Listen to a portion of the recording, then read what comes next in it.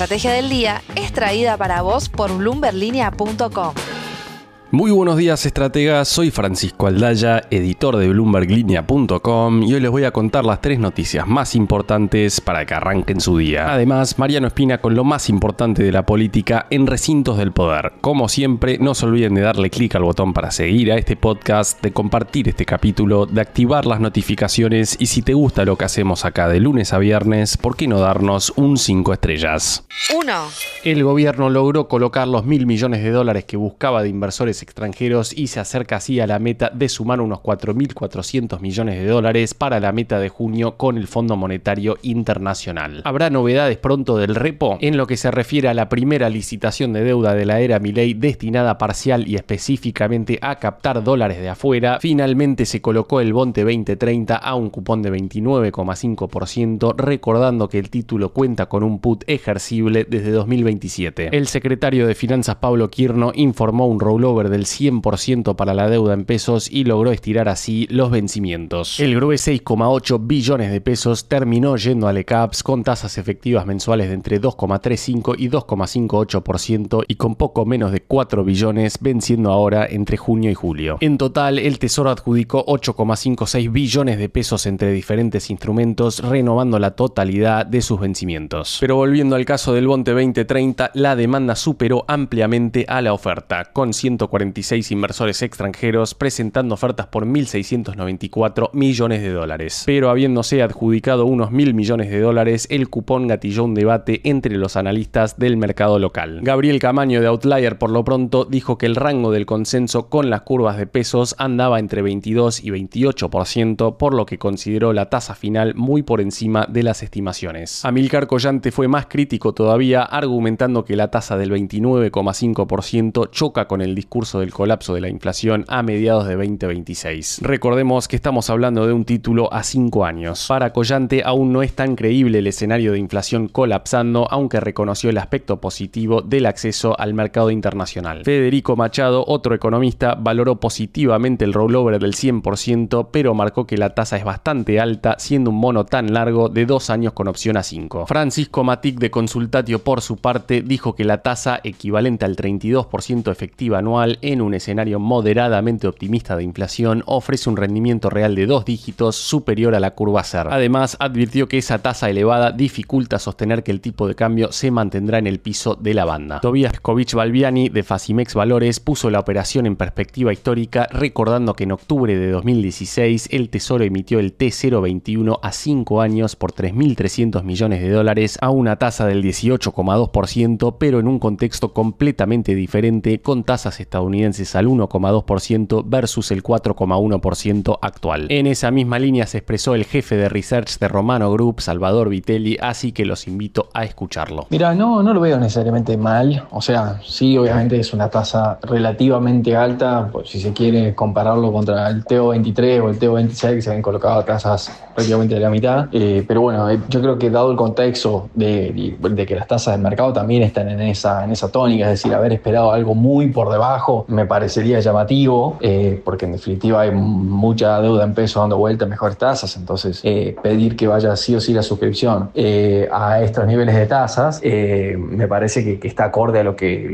hubiese esperado. Yo la verdad que estaba en esa línea, entre 28,5 y 30% me parece que iba a salir. De vuelta, al inversor que entre en dólares lo que le preocupa es estar en dólares, o sea, qué rendimiento le va a dar en dólares. Y a este tipo de cambio real cada vez más tasas, si se quiere, tenés que meter, o sea, en términos reales y demás, o de diferencial de tasas, cada vez más tasas tenés que meter como para que el incentivo a estar colocado en pesos y no en dólares sea más evidente, ¿me entendés? No es lo mismo, no sé, supongamos en un tipo de cambio súper depreciado, bueno, capaz que la tasa que te vayan a pedir va a ser menor, porque en definitiva tenés más para apreciar que para depreciar, invierte, entonces esa tasa también juega en ese tipo de expectativas. Pero bueno, dicho esto, nosotros, y los que vimos en el informe, lo veíamos como algo positivo. Esto es comprar sin comprar dentro de la banda, pero no hacer explícito ese piso que le coloca, si se quiere, el tesoro. Pero bueno, hay que entenderlo de esa manera, que se está comprando y que termina engrosando algo más las reservas. Así que dado el contexto, dado el tipo de cambio real, dado la incertidumbre internacional, me parece que salió acorde, en términos de tasa salió acorde. Y fíjate, dato no menor, tuviste 1.700 palos ofrecidos, o sea, había más incluso aún para colocar. 2. El Grupo Financiero Galicia, el mayor banco de la Argentina por activos totales del sector privado, reportó sus resultados del primer trimestre, reflejando un entorno muy desafiante. Eso al menos en el corto plazo, mientras los bancos se adaptan al nuevo entorno de tener que prestar y no depender de los títulos públicos para su rentabilidad. La ganancia neta del Galicia cayó un 63% interanual a 146.000 millones de pesos, un 20% por debajo de las expectativas de los analistas relevados por Bloomberg. Siempre en términos reales, el ingreso neto por intereses también se redujo en un 51%, mientras que las provisiones para pérdidas crediticias se triplicaron. El correlato de ese aumento de provisiones fue que la morosidad de la cartera subió al 3,64%, lo que presionó a los resultados. Como consecuencia, las acciones de Galicia ayer bajaron hasta un 6% por la mañana en la apertura de Wall Street, aunque luego moderaron las pérdidas para cerrar con una caída del 1,3%. Esos números reflejan la transición que mencionaba de los bancos argentinos, que durante el gobierno de Alberto Fernández habían dependido de bonos del Tesoro y letras del Banco Central, que para intentar contener la inflación ofrecían esos rendimientos exorbitantes que todos recordamos. A partir de las bajas de tasas del gobierno de Milei, las entidades financieras volvieron a trabajar de bancos, pero por ahora menos rentablemente. Galicia no es la excepción y Superviel también reportó una caída del 89% en términos reales en su ganancia neta en términos interanuales. Y curiosamente fue el mismo porcentaje de caída que reportó el Banco Macro ayer después del cierre de los mercados. En medio de todo este contexto de transición para los bancos, un aspecto curioso en el balance del Galicia, y es que Naranja X superó al banco tradicional como principal contribuyente a la ganancia consolidada del grupo por primera vez. Por otro lado, los analistas resaltaron que la aprobación de la fusión con Galicia Más podría reducir los costos y mejorar los resultados en el mediano plazo. En esa línea, Itaú y Santander mantienen su recomendación de compra con precios objetivos de 70 y 110 dólares desde los aproximadamente 60 donde cerró ayer. En las palabras de Osniechowski de Grupo Invertir en Bolsa, Galicia es una franquicia única para aprovechar una futura expansión crediticia. Sin embargo, hay que decir que el retorno sobre el patrimonio de Galicia fue de solo 8,9%, lejos del 15% proyectado para el año. Así las cosas, los analistas advierten que solo un fuerte crecimiento de la economía y por ende del crédito sostendría un ciclo de expansión bancaria, ya que el negocio aún tarda en traccionar. Por último, comentarles que Mercado Libre finalmente confirmó que solicitó formalmente una licencia bancaria. En otras palabras, se viene más competencia para los bancos tradicionales.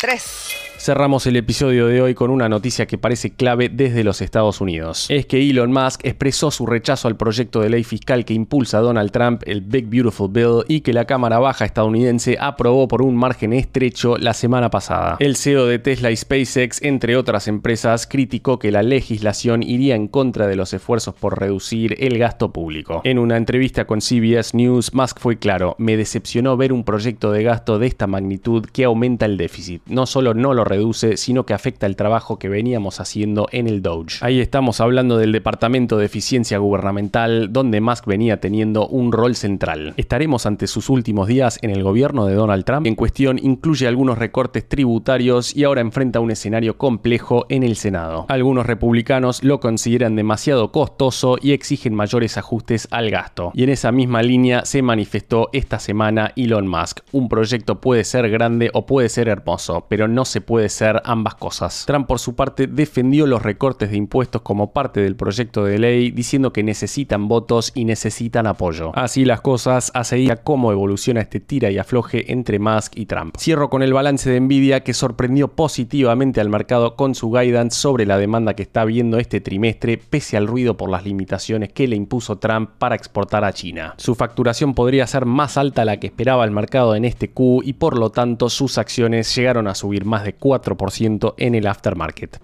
Antes de pasar a recintos del poder, veamos rápidamente cómo van a abrir hoy los mercados. El S&P Merval cayó 0,5% ayer, fue una jornada más roja que verde para las acciones argentinas en Wall Street, con subas de hasta 2,1% para Vista y caídas de hasta 4,7% para Loma Negra. Los bonos ley Nueva York cerraron en verdes de hasta 0,6%, el dólar blue quedó en 1.170 pesos, el MEP en 1.167 y el contado con liqui en 1.175. En cuanto al dólar oficial, el minorista quedó en 1.175 y el mayorista en 1.160 pesos. El riesgo país cerró el martes en 667 puntos. Recintos del poder. Y ahora, Mariano Espina, contanos por favor qué está pasando en la política argentina. De acá a septiembre y octubre habrán varias elecciones locales, Misiones, Formosa y Santa Fe. No obstante, la mira está puesta en lo que pasará en la provincia de Buenos Aires, que tendrá su elección interna el 7 de septiembre. Eso podría modificarse si se impone la posición de la titular del PJ Nacional, Cristina Fernández de Kirchner, de no desdoblar y que los legisladores bonaerenses se elijan el mismo día que los diputados nacionales, es decir, el 26 de octubre. La postura de la expresidenta es que el intento de provincializar la elección puede ser contrarrestada por la nacionalización que La Libertad Avanza logró en la votación porteña. Tras ese resultado, el gobernador de Santiago del Estero decidió unificar el calendario electoral. En este caso, se elige a gobernador. Ese ejemplo usó la titular del PJ para convencer a Kicillof. En paralelo, se aceleran las negociaciones entre el PRO y La Libertad Avanza para unificar fuerzas en el mayor distrito del país, negociaciones que encabezan Sebastián Pareja, armador libertario, junto a Cristian Ritondo y Diego Santilli. Pareja ya expresó su voluntad de mantener el nombre del partido del gobierno en la alianza. Ritondo reconoció que la condición que exige la Casa Rosada es que los diputados electos respondan al Ejecutivo en el Congreso. La provincia de Buenos Aires renueva 35 bancas, de las cuales 15 las ocupan hoy diputados de Unión por la Patria, 7 son del PRO y 2 de La Libertad Avanza, entre otros.